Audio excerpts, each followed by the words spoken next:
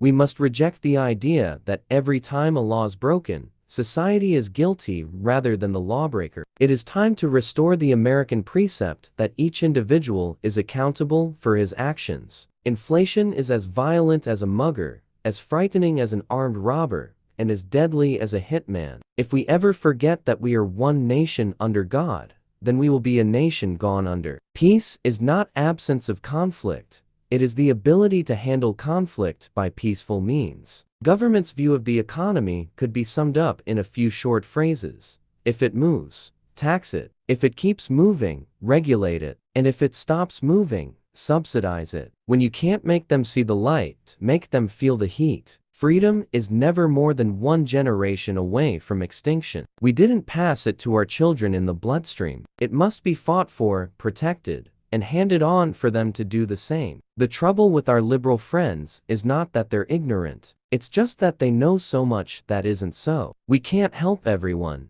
but everyone can help someone. The most terrifying words in the English language are, "I'm from the government, and I'm here to help." When I say my life began with Ronnie, well, it's true. It did. I can't imagine life without him. Ronald and Nancy Reagan were a team.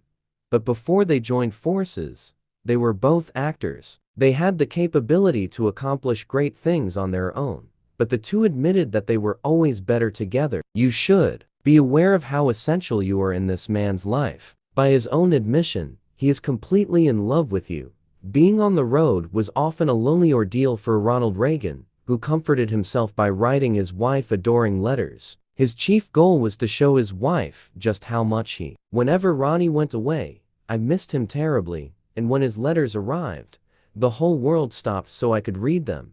Nancy Reagan loved her husband's letters so much, she published the entire collection in 2000. As her husband fell victim to Alzheimer's, these letters brought her great see. My request of you is, could you on this day whisper in her ear that someone loves her very much and more each day? A few weeks before their silver anniversary, Ronald Reagan wrote an adorable letter to Cupid. It felt like something a newlywed would write. This letter exemplifies how, as my job is being Mrs. Ronald Reagan.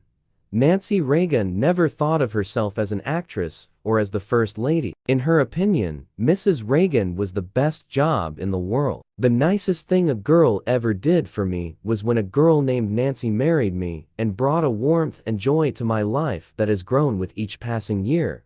Although Ronald and Nancy's relationship was amazing from the very beginning, it only got better with time. As he made abundantly clear in, each day is different, and you get up, put one foot in front of the other, and go, and love. Just love. Life was not easy for Nancy and Ronald Reagan after he was diagnosed with Alzheimer's. Through this painful period, she was able to remember her commitment to being by his side in sickness. And what do you say about someone who's always there with support and understanding? Someone who makes sacrifices so that your life will be easier and more successful. Well, what you say is that you love that person and treasure her.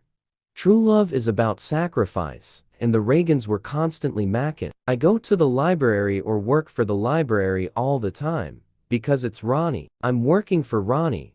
Nancy remained committed to her husband and his presidential library long after he passed away. We haven't been careless with the treasure that is ours, namely, what we are to each other. Ronald wanted everybody to know that the greatest treasure was not his successful career or the fortune he amassed. Rather, his greatest treasure was his marriage.